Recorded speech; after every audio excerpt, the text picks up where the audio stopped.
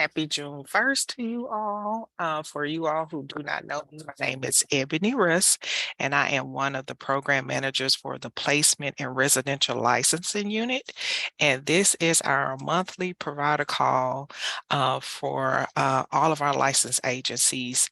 And this is just a meeting to give an opportunity for the providers to ask any additional questions, to share in any information, or just even kind of to discuss any concerns that they're dealing with at their agencies, hopefully to gain some knowledge from others who may have experienced the same thing. So again, we appreciate you guys for taking some time out of your day to participate in this meeting. We won't hold you long.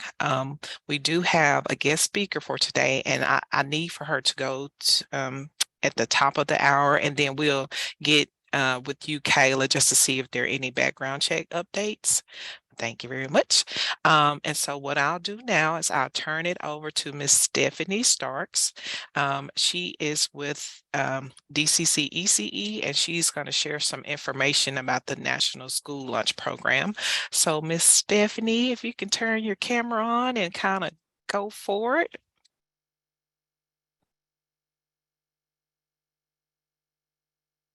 Good morning, everyone, and thank you, Ms. Ebony, for the introduction. My name is Stephanie Starks. I am the Program Eligibility Specialist for the National School Lunch Program for the Health and Nutrition Unit for DCCECE. And basically, I'm just going to give you a brief synopsis of what the National School Lunch Program, or what we call the NSLP, is all about. We have 3 meal programs. It is one, of course, is the National School Lunch Program, the Special Breakfast Program, and the After School Snack Program. And each of those have many different meal components that each of those programs do serve. And we serve them at our schools, mostly with us with DHS. We do it for the private schools and the residential child care institutions, or we call them RCCIs. And with the residential child care institutions, they're basically more of the foster care homes and also the juvenile detention centers. The special breakfast program, we have 3 meal components. They serve breakfast, fruit, and grain. And sometimes they can serve a meat or a vegetable, depending on what they're allowed to serve. And also for the National School Lunch Program, they serve 5 meal components, which will consist of grains, meat, meat alternates, fruit, vegetables, and milk. I might be wrong, but milk. And the after school snack, they can serve 2 of those meal components during that time. Now, after school program, they must have an enriched educational component, such as tutoring, in order to participate in the after school snack program. That's all I have at the moment. If anyone have any more questions about our National School Lunch Program, you can ask me or my supervisor, Ms. Louise Scott. We will be enlightening to respond to your questions as needed.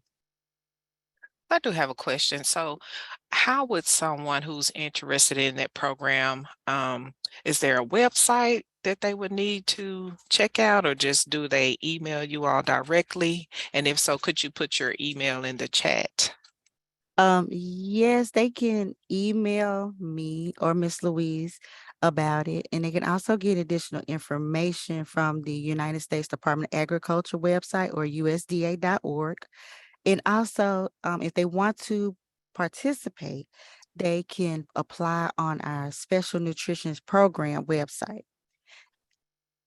And I will put my email in the chat, I guess, after my presentation is done. Okay. I have a question. And you mentioned that in order for them to qualify for the after school snack program, they'd have to have something like maybe be involved in tutoring. What if they are not being tutored, but they have an IEP?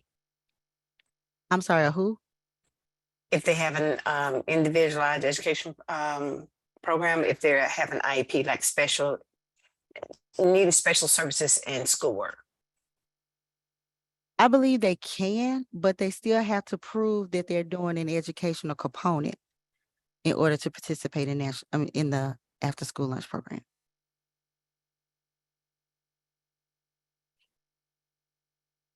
So we'll, Ms. Louise, do you have any additional information on IEPs and that program? So I don't have any additional information based on the question that she asked, but what I can share with you is that if it's a part of a regular school day, then it's not considered after school snack. So after school snack occurs 30 minutes after school ends. And so in order to participate in after school snack, you're going to actually have to be a part of a school system. So how would that work during the summertime and the students are out of school? Would they, So you can't get reimbursed for after school snack during the summertime. okay.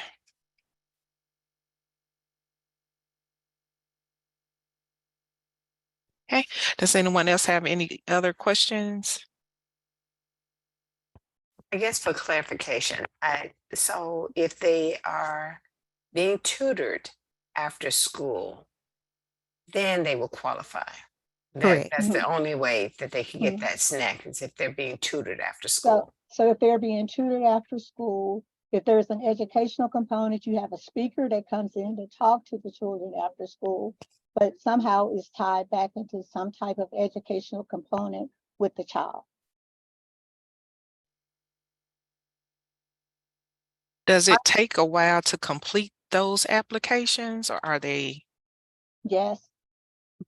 It's an extensive process. So most of our schools either start in March or April in our RCCIs. And you go online, you start filling out and providing the information that's requested by the application team. They will correspond back and forth with you saying, we need this, we need you to update this, we need you to provide this. And then you will go into a pending approval status until they review all of the documents and they say this is adequate, it meets our requirement. And then you will receive an email stating that it's been approved. I have a question. Mhm. We have an educational program during the summertime. Would that not qualify for the snack program also? Is your educational program a part of a school system? Yes, it's through the Title I Part D. So is a part of a public or private school system, or is it a standalone? What I'll do is, let me send you a definition that USDA has that defines what they consider a school is and a residential child care institution. And maybe this will give you a better understanding of whether or not you would be appropriate for the program. Okay, if you can send that information to me, Miss will. Louise, I'll make sure I get it out to everyone after the meeting. I will, and it'll give them information on definition for school and residential child care institution. Okay, And I've also put my email address in the chat. okay. And we just finished our application process. It ended this morning. So far we have about 9 RCCIs and about 10 schools that have applied for the National School Lunch Program. So when does the application process open again? It will be open around probably March of next year, the 2024. Oh, okay, okay. Okay, well, thank you so much, Miss Stephanie and Miss Louise. I appreciate it. No problem. Thank you so much. You're welcome. Thank you. So everyone, I requested them to speak during our meeting just to give you guys an idea of additional resources that may be available for either your agencies or with the children that you are dealing with directly, because we do want to ensure that there are no children without any food, making it through the summer, or just even during the school year. So I just want you to be aware of some of additional resources that may be available to you. And of course, once they send me that information, I'll forward it to you all after the meeting. Okay, so thank you very much for that. Again, I would love to see everyone. So if you could please turn your cameras on if you're comfortable doing that. If not, that's fine. So now I wanted to take just a few minutes to allow Miss Kayla Bodie or someone from her team to kind of update us on any background check information. Thank you, Ebony. Good afternoon. Well, still kind of morning, so good morning. Thank you for being on the call today. So just a quick update. Last night, our new electronic request forms for your background checks did go live. And so if you submit any background checks today, you will notice that the form has been updated. The link is still exactly the same, so you will pull it from the same site. There's nothing that has changed about the actual link that you're using. But when you do go there, or if your applicants go there, you're going to see that now it asks for a facility email and an applicant email. When they complete that request form, it will send them a link to electronically sign it. And then once they do that, the facility email and the applicant will get a copy of that signed, what we call the consent form. So you could just save that to your computer, upload it right to your background check system and get them processed. So no more printing, no more notarizing, and then having to scan it back to your computer to upload. That part has been completely cut out, and the adult and child maltreatment forms are also electronic. Their steps are a little different. I believe only the applicant gets a copy of the document. So their steps may be a little bit different. If you have any questions, I'll put the central registry's phone number in the chat box. Just give them a call.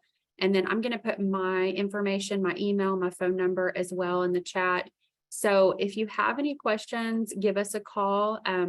Cynthia Smith is on the call. I see Brenda Burt as well. I'm going to have them put their contact information in the chat also, so that if you can't get a hold of one of us, there will be someone that you can get a hold of. If you don't get us the first time, leave us a voicemail. We will call you back. So far, the form seems to be working smoothly. It's a lot less steps. We hope that this makes it easier for you as a provider, not having to do that extra printing and having it get notarized. We also hope that this will minimize errors, and so you won't have as many not approvals due to like maybe a missing date or a missing signature, because they for sure would be having to sign that before you ever get the form. So does anyone have any questions about the new form? Anyone had any issues if they've submitted any this morning? I have a question, Yes. Kayla. So I had Adopted Families do theirs a couple days ago, and of course they printed them off because I actually send out an instruction sheet on exactly what to do. And with my families, I always have them go ahead, do the forms and have them printed out when I get there, but don't sign them, and they sign in front of me as a notary. And so when they printed them, this was 2 days ago, they didn't have the notary, so it on either form. So it really threw me off. I was like, something's different and I don't know what yet. So what you're saying is they need to go back in and digitally sign those forms? No, so if you have already had an applicant sign the forms, you can go ahead and use those forms that you already have completed and Okay. upload them into the system. But any new people going forward, starting today, you will need to use the electronic process. And that's exactly what will happen. It will send them an email. They will digitally sign it. And then once they click submit, you're gonna, whatever facility email they put in. So if that's your email, it'll immediately go to you. So you're gonna get an attachment, a PDF attachment that has their signature, their date. The first page looks exactly the same. So it's just all their contact information, social, their driver's license, all of that. Then that second page will be the signature and date. It looks exactly the same, except for it's digitally completed. And then you're gonna notice there's a third page, and it is a certificate page. That's how it's verified that it was signed. And so it'll 'Cause be. they 3 didn't get, pages they of didn't get that. So they printed it off Mhm. and they signed it in front of me, although I didn't get to notarize it. And so I went ahead and collected it. So both the state police and the child maltreatment, do I submit those the way that I have always submitted them? Yes, so the submission process has not changed at all. You'll still upload the form just like you normally did, except now you just will no longer have to print anything out starting today going forward. The ones that you already have signed, I can't speak specifically for the child maltreatment. I know for us, if you already have those 2 pages signed that we were kind of doing in this interim change of electronic, just go ahead and scan those and upload them. Okay, who can answer about the child maltreatment? Anyone on here So- that can answer about that? I don't know that there's anyone on this call from Central Registry. I put the number there in the chat box. Okay, I would give them a call just to verify. And the reason I say that is I don't know if they're going to require everyone, from a certain date, have the electronic process done. So I would just call them before you upload it. I just don't want you to pay and then it get rejected. So just Right. ask them first. They should be able to tell you, that's their main number. So you'll just talk to one of their staff that processes. okay, I experienced that yesterday. The person came, brought the printed form to me, signed in front of me, and I submitted it as usual, but it got rejected. And then that's when it was explained to me when I called Central Registry, it was explained to me that like you just mentioned, Kayla, the third page was missing. And I go, what third page? Anyways, something that is the digital signature that I think creates that third page. But the person did not sign digitally, so I only had the 2 pages. So what I was instructed to do was to notarize that page, that second page, and then resubmit it. okay. Thank you. Okay. Any other questions for the background check team? If not, we have Brenda and Cynthia and my contact information. Call us anytime, email us if you have questions. We'll walk through it with you. This is a new process, so there might be some hiccups. So far, everything works smoothly. So if you have any issues, feel free, reach out. That's what we're here for. Okay, Kayla, when we do, if they, most of our parents are not computer literate. So if we do have an issue with them as far as like not knowing how to sign digitally, like I do the annual home review. I have my laptop there trying to get them to sign their name using the pad or the mouse. It doesn't happen a lot of time, most of the time. So how do we get around that? Do we continue? I know you guys want them done digitally, but if they are having a problem with that, then we continue doing them the old way. So they will need to do it electronically. We're only going to allow the ones that have already signed to do it the old way. So you will need to have them do it electronically. If you are there with them and maybe they don't have an email or they have a hard time, with that, the electronic signature, they don't actually have to sign it with their finger. There's actually an option where they can type their name and it creates the signature. So that will help. But if you're there with them and they don't have an email address, you have a couple options. So you can either help them create like a free email address. If they don't want to do that, you can just send the form to your email. And then you can open it and help them sign right then. which when I say sign, there is two options. They can actually with their finger or mouse sign, or just type in their name and it'll sign and then submit it from there. So you can still use your email address if you want to help guide them through that. But after today, if they were not already signed, like a few days ago, you just haven't had a chance to submit them, they won't be able to do it the old way. No, we will only be accepting electronic. Okay. Will we get a copy? Will the agency get a copy of the form? Mhm. Yes, so that facility email address, that is there so that when they sign it, you and the applicant will get a copy, both of you. So when we get the copy, Kayla, do we submit it as we have in the past as the facility? Like when I get the forms, I submit the state police, I submit to central registry. Do we still Yes. do that same thing? Yes, so whatever your process is now for submitting, obviously as the provider, you have to submit your state and federal or just your state. Mhm. Whatever your process is currently, it will be exactly the same. When you get that attachment in your email, you'll just save that to your computer to upload where you attach it instead of having to scan it and then save it to upload. So Okay. as far as the process of submitting though, all of that will be exactly the same. Okay, okay. Ayla, this is Janice Justice, have written instructions been sent to the users about this change? Do they have any warning, or will they just get on there and see that it's different?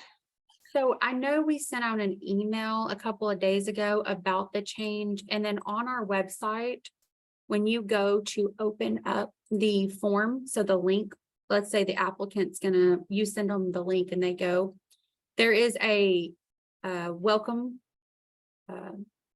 little sentence that says the form has been updated. Please note the new instructions before submitting your request. And then they have to click start. And that way it prompts them to see the new instructions. Yes. So they actually can't go to the form until they see that little pop-up that says that this is a new process. You'll get an electronic signature email.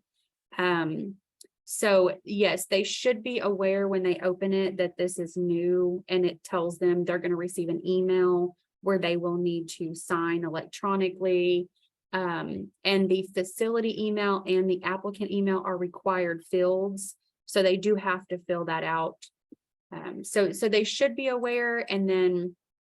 Well, they may be aware when they open it. The problem is as as us as the agency, we were not aware. So it caused confusion on both ends. Okay, yeah, it just went into effect this morning, and there should have been, I thought, Ebony, did you guys send out an email?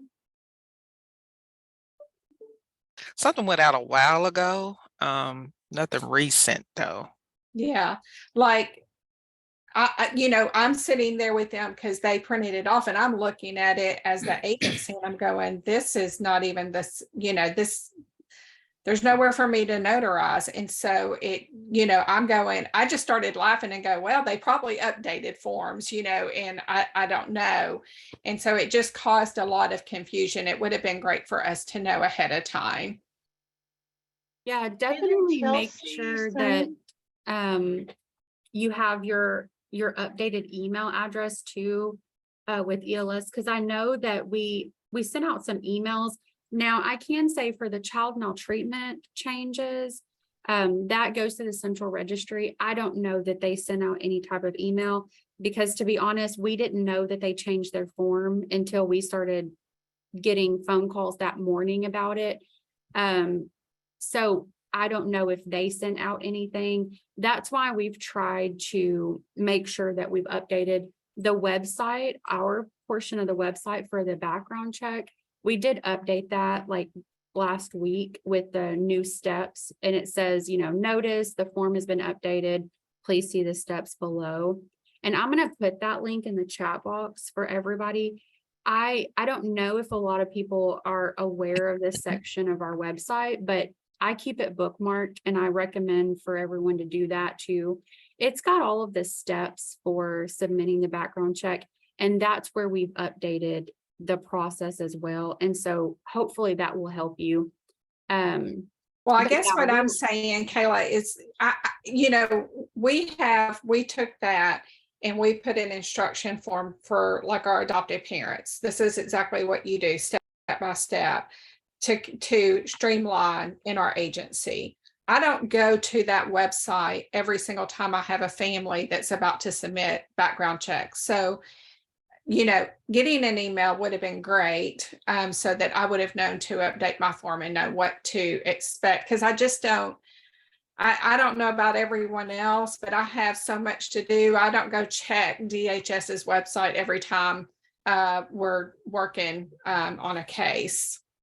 I did, and just so you know, at least at Piney and other places, Chelsea Vardell sent an email yesterday, and it has the background check guideline, and she sent a brief email. So Yeah, I we do didn't think get, at least you know, some of us we didn't got get it. that. We didn't get that. And this was 2 days ago that this happened. Yeah, I did just send that email out to the PRTF providers on our side. So, but we can definitely get that together and send that out to everybody. I can work with Ebony and Jasmine for that. Thank you. No problem. Yeah, and I would just, Chelsea, I know sometimes the email that's in ELS too, I don't know if that's how you all do yours. So when we send it out to our childcare providers, we used the emails over in ELS. And I know sometimes that goes to maybe the owner or the director of the facility, and that may not be the same person that does background checks. So if that person doesn't send it out to whoever on their team does background checks, you may not be aware. So that's why I say, you know, also try to check our website. Anytime there are any updates, I make sure that we update that first and foremost. Because we do try to send out emails, but sometimes, like I said, it may go to a different person. We may not even have the correct email in ELS. So that's something easy that we can update for you all. And I'll make sure and get with Ebony and Chelsea and send them any information, and they can send it out to everybody on this call. So you have the updated guidelines. But yes, so the forms just went down last night at like 5 o'clock.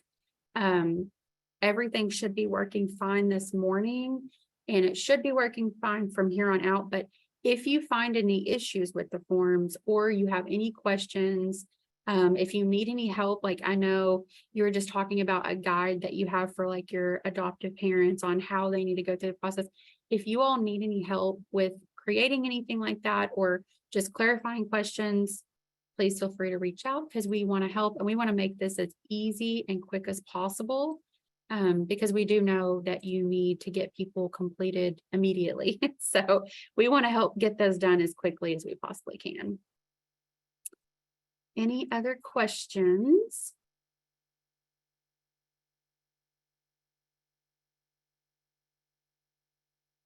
Okay, well, Ebony, back to you. If anyone has any questions, just reach out to us. All right, thank you. Great questions, everybody. And Kayla, thank you for taking your time to explain everything. And we will get that email information sent out to everyone, like she said. So next, we wanted to discuss if there were any other additional questions or concerns related to your agencies. I know we have adoption agencies here. We don't get a lot of discussion for you all, but Lisa, Candy, if there are any specific questions that you need to ask us, feel free to do so. I do. I have one other question. Is it my understanding now that all adoptive parents, regardless how long they have been in the state, have to do FBI background checks? Yeah, that is across the board for all licensed agencies. Yes. Okay, because before it hasn't been that way, you know. It was a new law that passed, I think it was last June. And so it's a requirement. So Okay. all checks Okay. have to be done. Okay, so FBI, no matter how long they've been in the state as well, Yes, right? ma'am. Okay, just making sure that I understood that correctly. Thank Okay, good question. Okay, so I think we have someone, Jeremiah, for Get Real Transitional Living. Is everything okay with that program? Yes, ma'am, we're doing fine. Thank you for asking. Okay. Any issues with the PRTFs? Anything we can assist you all with? Great. And then we have our placement agencies, private placement agencies. Is there anything that we can assist you all with? Everything pretty good? We love to hear that. Okay, I did before we end our call, I did want to just share with you all something. I'm gonna try to share my screen.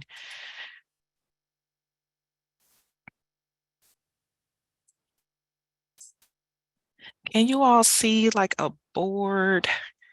Okay, so this here is a vision board, and all of the boards were created by the youth at the perimeter of Forest City. And I can tell you that they are definitely an eye catcher here. So we are getting a lot of traffic and they're stopping to see just to, see like, oh, this is very interesting because a lot of the youth, we definitely can see that they want a family. So that's kind of like touching to us. Many of them are considering their future goals, like they want to be a part of the FBI or they want to become a welder or, get their CDL license. And a lot of them have like some very flashy other goals like the sports cars and the stacks of money and just a lot of vacation things. So when I create or suggest these programs or like projects for you all, we do take those into consideration, and I'm going to try to respond back to each one of those youth. And it's not something this is just something for you all to do. We really are invested in you all and the youth, and we want to see them grow and get better. And however we can be of an assistance to y'all, that is what we want to do. So I just wanted to say thank you for Perimeter of Forest City for getting their youth involved. And you all are still more than welcome to send those vision boards to us, and we would love to display them. So thank you very much. Okay, so our next Child Welfare Agency Review Board meeting will be June the 28th. The deadline to submit any waiver requests for that meeting will be Friday, June 2nd. It's usually the 3rd of each month that we have board, but the 3rd is a Saturday. So if anyone has any questions, feel free to share or send me an email directly. And I wish you all well during the month of June. So thank you very much for participating. Hold on, I have a question. What is Get Real You? Say that again. What is Get Real You? Jeremiah, I'll let you. Yes, thank you. Get Real You, we provide extended care assistance for youth who've aged out of foster care, 18 to 21-year-olds. So if any of your kids are about to turn 18, please apply for our program. We have 24 apartments, single bedroom apartments, and 8 dorm room beds for kids who aren't ready for their own apartment. We provide life coaching and transportation and everything they're going to need, life skill classes, everything that they're going to need to be self-sufficient and independent. So we'd love to have you guys' application. GetRealU.org. Thank you for the plug.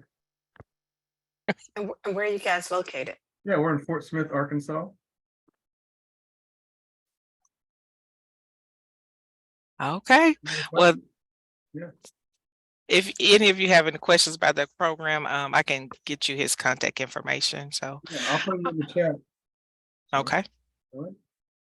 All right. Well, thank you all again. I'll leave the chat open for just a minute or so if you need to get any information, and we'll get any of that requested information out to you all. So thank you very much and have a great day, rest of the week. Ebony, thank you for always putting this together. Oh, no problem. No problem.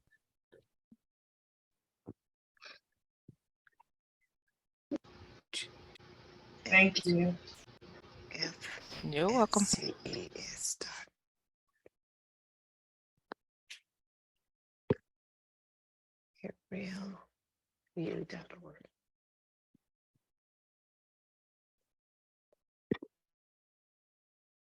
Thanks, Ebony. Thanks, Jeremiah. Yeah, have a You're good day. welcome. You too. Bye.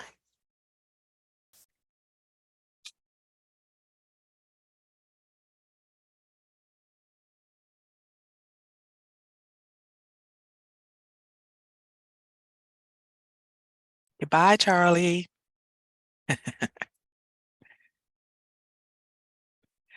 Renessa, you were late, ma'am.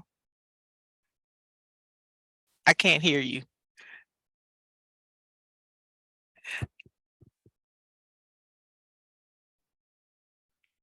See you later, Ebony. All right, have a good one. All right, bye-bye.